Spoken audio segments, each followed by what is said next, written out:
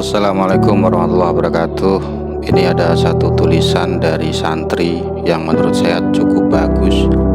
Tulisan ini hanya 4 halaman dan membahas tanggapan dari Kiai Haji Imaduddin ke edaran dari Al-Anwar ya.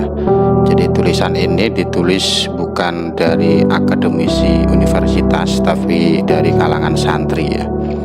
Hanya saja penulisnya di sini minta agar tidak disebutkan identitasnya karena beliau ingin membagikan apa yang ada di pikirannya, tapi beliau tidak ingin dikenal oleh orang lain. Dan ini kalau zaman ulama dulu, Imam Syafi'i juga begitu ya. Beliau ingin menyebarkan ilmunya tapi tidak ingin terkenal. Dan ini juga memang salah satu dari anjuran ilmu tasawuf juga begitu ya. Kita tahu semua bahwa dalam kitab Hikam ada makalah idfin wujudaka fi ardil humul. Baik, tidak perlu panjang lebar lagi berceramah ya. Jadi intinya kitab ini adalah merespon dari tanggapan Kiai Haji Imaduddin untuk edaran Kiai Al-Anwar ya. Di sini dituliskan bahwa penulis menyayangkan tanggapan yang diberikan tidak sesuai ekspektasi. Artinya beliau ini, penulis ini menunggu keilmiahan dari tanggapan Kiai Haji Imaduddin, ternyata tidak ilmiah. Menurut penulis tidak ilmiah karena memang beliau Kiai Haji Imaduddin tidak bisa atau gagal membuktikan syarat sezaman dalam penetapan nasab. Beliau tidak bisa membuktikan dan beliau bahkan mendistorsi tafsir. Artinya beliau mengubah pemahaman yang lurus, jadi dibengkokkan pemahamannya.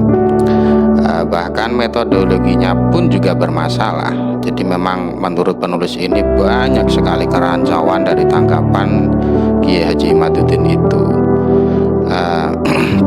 Dan karena memang tanggapan Kiai Haji Imaduddin itu cacat parah sehingga ini justru membuktikan bahwa edaran Al-Anwar itu benar. Edaran Al-Anwar itu benar artinya tidak pernah ada ulama yang mensyaratkan, ulama nasab ya, tidak pernah ada ulama nasab yang mensyaratkan harus ada data sezaman. Dan di paragraf berikutnya ini penulis menjelaskan bahwa sebenarnya nasab itu mudah kok, menetapkan nasab itu mudah. Di sini ada istilah adna dalil, bukti paling minimal. Jadi tidak perlu berbelit-belit masalah nasab itu.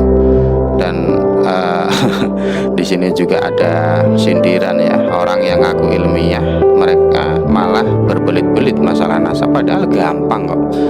Dan ciri khas dari penulis ini, beliau juga menuliskan beberapa tendensi kitab ya. Salah satunya Ibnu Qudamah, kitab Al-Mughni. Ini bukan ulama Syafi'iyah. Artinya kalau kita membahas nasab ya tidak perlu Syafi'iyah atau Hanafiyah atau apa, itu kan mazhab fikih. Jadi beliau penulis mengutip satu kitab dari Ibnu Qudamah, An-nasabu yuhtatul isbati. Memang dalam masalah nasab itu untuk menetapkannya harus diperketat, hanya saja untuk menetapkannya wayas butuh bi adna dalil. Untuk menetapkannya tidak perlu ada bukti yang kuat, maksudnya bukti terendah pun itu bisa menetapkan nasab. Wayal jamu min dzalik atas di nafsi. Jadi kalau demikian maka untuk menafikan nasab, kalau memang nasab ini tidak perlu ditetapkan dengan bukti-bukti yang kuat, maka menafikan nasab itu juga tidak perlu digebar-gemburkan terlalu keras.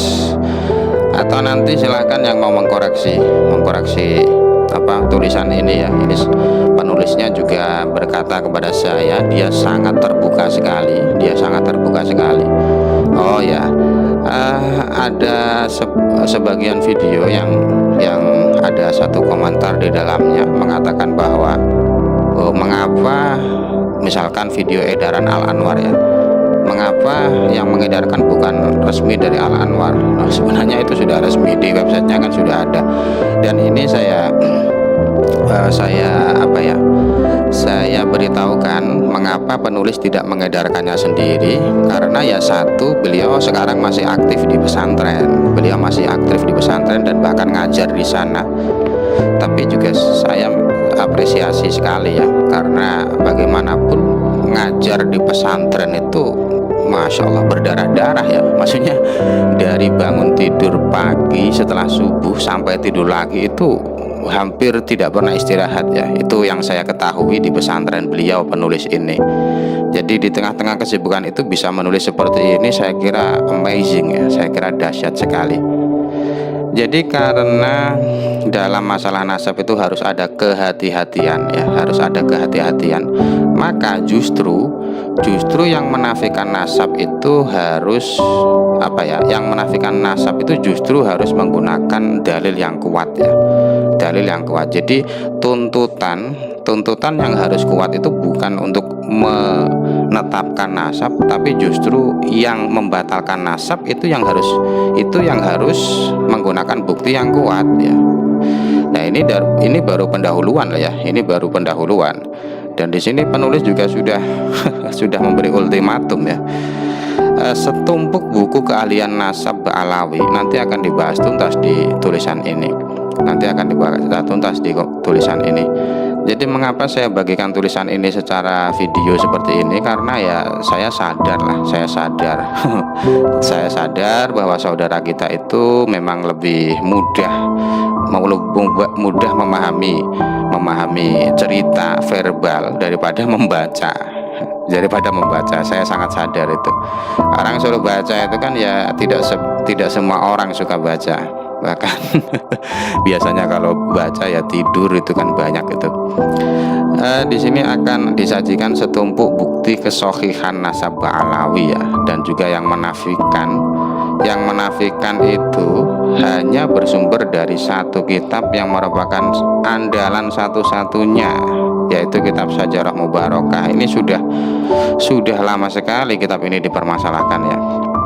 Dan di sini di bagian pertama ini akan membahas metode yang bisa diterima oleh nasabah ya.